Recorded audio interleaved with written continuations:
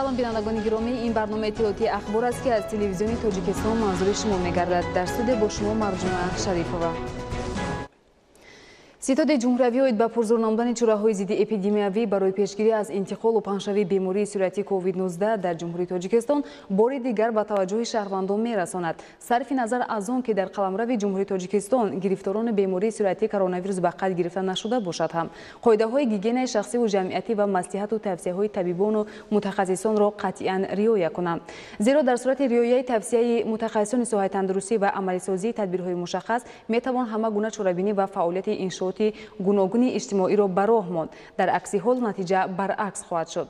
дар ин росто вобаста ба фарорасидани ҷашнҳои миллӣ ситоди ҷумҳуравӣ оид ба пурзур намудани чораҳои зидди эпидемиявӣ барои пешгирӣ аз интиқолу паҳншавии бемории суръати COVID-19 дар ҷумҳурии Тоҷикистон қарор қабул намуд. якум бо мақсади аҷгузорӣ ва эҳтиром ба фарҳанги ниёгон, арзишҳои миллӣ, таҳкими ғояҳои ватанпарварӣ ва худшиносиву худогоҳии миллӣ, гузарондани чорабиниҳои фарҳангиву варзишӣ ва сайругашти идона ба муносибати ҷашни байналмилалии Наврӯз ба истиснои намоишҳои театрикунидашудаи оммавӣ дар варзишгоҳҳо бо дар назардошти риояи талаботи қоидаҳои беҳдоштӣ ва зидди эпидемиявӣ иҷоза дода мешавад. дуюм вазорату идораҳо, ташкилоту муассисаҳо ва мақомоти иҷроияи ҳокимияти давлатии вилоятҳо ва шаҳру ноҳияҳо ҳангоми баргузории чорабиниҳои идона ба исрофкориву зиёдаравӣ роҳ надиҳанд. сеюм вазоратҳои тандурустӣ ва ҳифзи иҷтимоии аҳолӣ, корҳои дохилӣ ва мақомоти иҷроияи ҳокимияти давлатии вилоятҳо ва шаҳру ноҳияҳо дар ҷараёни таҷлили ҷашни байналмилалии Наврӯз риояи қоидаҳои беҳдоштӣ, амният ва тартиботи ҷамъиятиро таъмин намоянд. идомаи ахбор. тоҷикон миллати қадима ва дорои таърихи беш аз 6000 сола мебошанд ки яке аз оинаҳои миллӣ ҷашни бостонии Наврӯз аст. муҳимият ва асолати ҷашни Наврӯз дар он зоҳир мегардад ки давоми мавҷудияти беш аз 6000 сола дар баробари пурра нигоҳ доштани оину анъанаҳои худ номи таърихию мантиқии худро то имрӯз нигоҳ дошта ба сифати ҷашни муттаҳидӣ ва садоқату муҳаббати инсонҳо шинохта шудааст. бо назардошти ин созмони милали муттаҳид Наврӯзро ба сифати ҷашни ҷаҳонӣ эътироф кард ва таҷлили онро дар манотиқи гуногуни дунё тавсия намуд. нуриддини Қурбон гузориш медиҳад. маънои калимаи Наврӯз рӯзи нав аст, рӯзи аввали соли ҳиҷрии шамсӣ ки ба 21 март рост меояд ва дар ин рӯз иди соли нав яъне Наврӯз ҷашн гирифта мешавад. иди аҷдодии тоҷикон дар кураи замин бо як ном яъне Наврӯз таҷлил карда мешавад ки ин мояи ифтихор ва сарфарозӣ аст. тавре аз сарчашмаҳои таърихӣ бармеояд ҷашни Наврӯз ба кишоварзӣ, кишту кори баҳорӣ ва ҳама гуна ташаббусҳои созандаву бунёдкорона шурӯъ мегардад. ҷумҳурии Тоҷикистон пас аз ба даст овардани истиқлолият барои эҳё кардани арзишҳои миллии худ талош кард. бо кӯшишу талошҳои бевоситаи асосгузори сулҳу ваҳдати миллӣ, пешвои миллат, президенти ҷумҳурии Тоҷикистон муҳтарам Эмомалӣ Раҳмон ҷашнҳои аҷдодӣ аз нав эҳё гардиданд ки яке аз инҳо ҷашни Наврӯз ба ҳисоб меравад ки ин пайванди ногусастанӣ дорад бо фарҳанги чандин ҳазорсолаи мардуми халқи тоҷик. яъне мо бо ҳамин дастовардҳои фарҳангии худ дар олам маърифӣ шудем. ба воситаи эҳёи ҷашни Наврӯз, ҷашни садда, ҷашни меҳргон, ҷашни тиргон ва дигар анъанаҳои мардумӣ, ҷашнҳои аҷдодӣ имрӯз ҷаҳониён миллати моро мешиносанд. аз 3 сентябри соли 2009 ин ҷониб Наврӯз мақоми байналмилалӣ гирифт ва ба рӯйхати мероси фарҳангии ғайримоддии башарият ЮНЕСКО дохил карда шуд. мояи ифтихор ва сарбаландии бузург аст ки ҷашни қадимаю суннатии мардуми тоҷик Наврӯз чанд сол ин ҷониб дар саросари ҷаҳон бо шукӯҳу шаҳомати хоса таҷлил карда мешавад. Наврӯз дар баробари дигар ҷашнҳои аҷдодӣ дорои ҷанбаҳои гуногун мебошад. яке аз ҷанбаҳои арзишманди ҷашни Наврӯз дар он аст ки дар ин айём баробаршавии шабу рӯз ба миён меояд. дар ин айём мардум ба кишту кори баҳорӣ шурӯъ мекунанд ва ин айёми меҳру муҳаббат, айёми дӯстӣ, рафоқат ва ваҳдат дониста мешавад, чунки ҳангоми таҷлили ҷашни Наврӯз мардум ба ҳам меоянд با یکدیگر تحفه ها هدیه میکنند، خانه ها را رو بچین میکنند و برای کشت و کار بهاری آماده میشوند.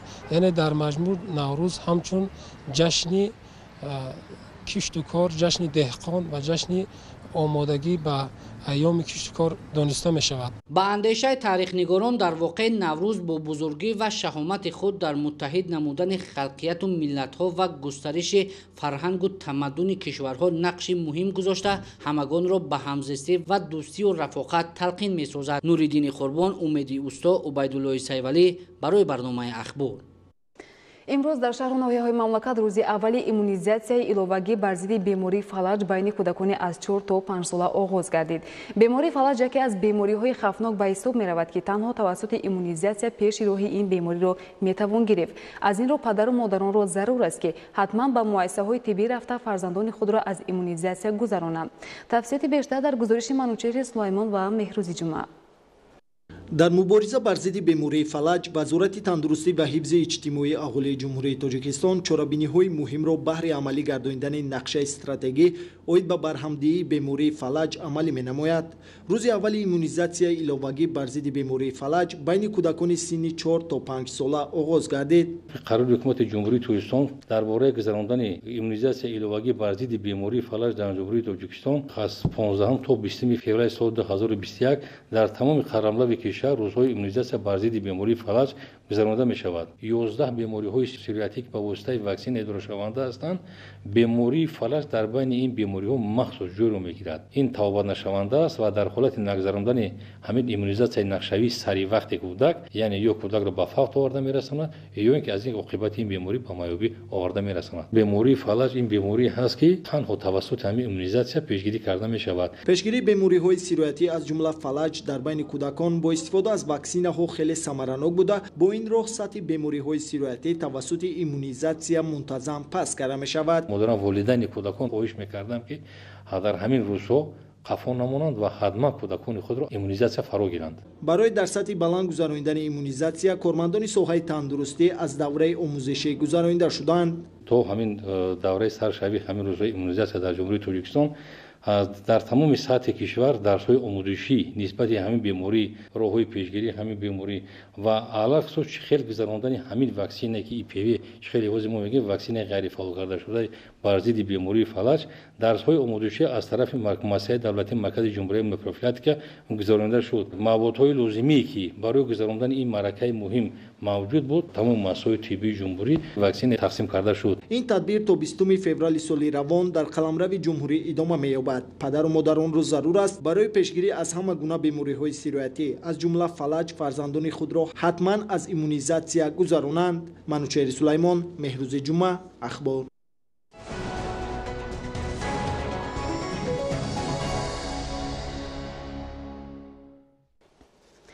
шунидани ниҳолҳои гуногун ва сабзу хӯрамгардонӣ бо мақсади сарсабзии хиёбон, кӯчаю маҳал, нигоҳ доштани вазъи экологӣ ва ҳифзи муҳити зист анҷом дода шуда.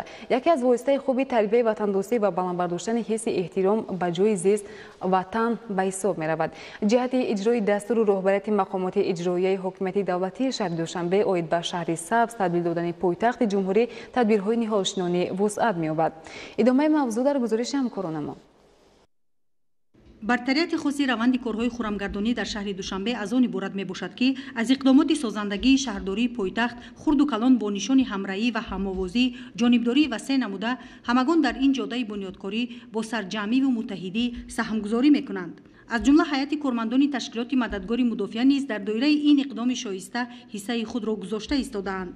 ҳайати роҳбарият, хизматчиёни ҳарбӣ ва кормандони ташкилоти мададгори мудофиа дар кӯчаи варзишгарони ноҳияи Сино, инчунин дар ҳудуди якчанд майдони сабзу майсазори атрофи биноҳои маъмурию таълимии ташкилот, ниҳолҳои мевадиҳанда, сояафкану ҳамешасабз ва буттаҳои ороишӣ шинонида бо ин роҳ ҷонибдории хешро аз маъракаи умумишаҳрии хӯрамгардонӣ нишон доданд. зеро душанбе ҳамчун қалби тоҷикистон шаҳри сулҳ, мавои меҳр, умед ва ормони тоҷикон буда аз файзи истиқлол ва баракати сиёсати созандаи роҳбарияти олии мамлакат бо суръат ва бо маром ба сӯи шукуфоии бештар, зебоиҳои навбанав ва ободониҳои бепоён тағйири симо мекунад. роҳбарияти ташкилоти мададгори мудофиа тасмим гирифтанд ки минбаъд низ чунин тадбири муҳиму зарурии сабзкорию ободониро доир намуда бунёдкориву созандагӣ ва сабзу хуррамгардониро идома медиҳанд ва саҳми шоистаи худро дар ободонию шукуфоии шаҳри Душанбе мегузоранд. ин тадбирҳо ҷиҳати табдил додани шаҳри Душанбе ба шаҳри сабзу хуррам анҷом дода мешаванд. бо назардошти рушди бесобиқаи тозакорӣ ва созандагиҳо ҳар як сокини пойтахт бояд маърифати баланди шаҳрнишинӣ дошта бошад ва ба нигоҳ доштани вазъи экологӣ саҳм гузорад. дар ноҳияи фархор барои саривақт оғоз намудани маъракаи кишти баҳорӣ ва пурсамар истифода бурдани ҳар як қитъа замини корами обӣ кишоварзон беш аз 200 адад техникаи соҳавиро ба хати тайёр гузоштанд. имсол дар ноҳия мувофиқи дурнамо дар баробари дигар номгӯи зирояти кишоварзӣ бояд дар майдони 9700 гектар кишти хушсифати пахта гузаронида шавад. идомаи мавзӯъ дар гузориши Саидҷафари Маҳмадалӣ ва Хуршиди Нодирхон. дар ноҳияи фархор барои вусъати корҳои омодагӣ ба маъракаи кишту кори баҳорӣ аз ҷумла омода кардани техникаи соҳавӣ бо иқдоми мақомоти иҷроии маҳаллӣ ва ҳокимияти давлатӣ, раёсати идораи кишоварзӣ ва бозрасии назорати давлатии техникаи кишоварзӣ бо ҷалби хоҷагиҳои деҳқонӣ ва кооперативҳои сесолии 9 ҷамоати деҳоти ноҳия чорабини қабули техникаи кишоварзӣ доир гардид. дар ноҳияи фархор 614 адад техникаи кишоварзӣ мавҷуд мебошад. имрӯз зиёда аз 270 адад техника аз ҷониби хоҷагиҳо ва ташкилотҳо ва ҷамъиятҳо ба хати тайёр гузошта шудааст. шумораи мошиналотҳои кишоварзӣ дар ноҳия 221 ададро ташкил медиҳад. аз он ҷумла тухмипошакҳо 130 адад. дар ин чорабинӣ барои дастрасӣ ба техника ва мошиналоти кишоварзӣ аз ҷониби филиали корхонаи воҳиди давлатии тоҷик агролизинг дар минтақаи Кӯлоб вилояти Хаттон низ якчанд нави техникаи соҳавӣ ва мошиналоти кишоварзӣ аз ҷумла тухмипошаки пахта ба намоиш фурӯш гузошта шуд. дар ноҳияи фархор имсол кишоварзон мувофиқи нақшаи дурнамо ният доранд ки бо мусоид омадани боду ҳаво кишти пахтаро дар моҳи март шурӯъ намоянд. кишоварзони ноҳияи фархор ният доранд ки дар майдони 9700 гектар пахта кишт намоянд. аз ҳозир омодагиҳо пурра рафта истоданд. 132 адад техника ва тухмипошакҳо ба қайд гирифта шуданд, чи дар бахши ҷамъиятӣ ва чи аҳолӣ, ва мо саъй кӯшиш дорем ки ҳамаи онҳо пурра омода бошанд ва тезтар ба кор оғоз намоянд. дар чорабинии мазкур мутахассисони соҳа, намояндагони вазорати кишоварзии ҷумҳурии Тоҷикистон ва раёсати бозрасии назорати давлатии техникаи кишоварзӣ дар баробари тухмипошакҳои пахта, ҳамчунин ҳолати дорупошакҳо, техникаи шудгоркунанда ва дигар номгӯи мошиноти кишоварзиро низ аз муоинаи техникӣ гузаронида ба механизаторони хоҷагиҳои деҳқонӣ ва кооперативҳои сесолӣ оид ба ислоҳи камбудӣ ҷой дошта тавсияҳо дода шуд. бинандагони гиромӣ, нашри навбатии барномаи иттилоотии ахбор хотима меёбад. хайр, саломат бошед.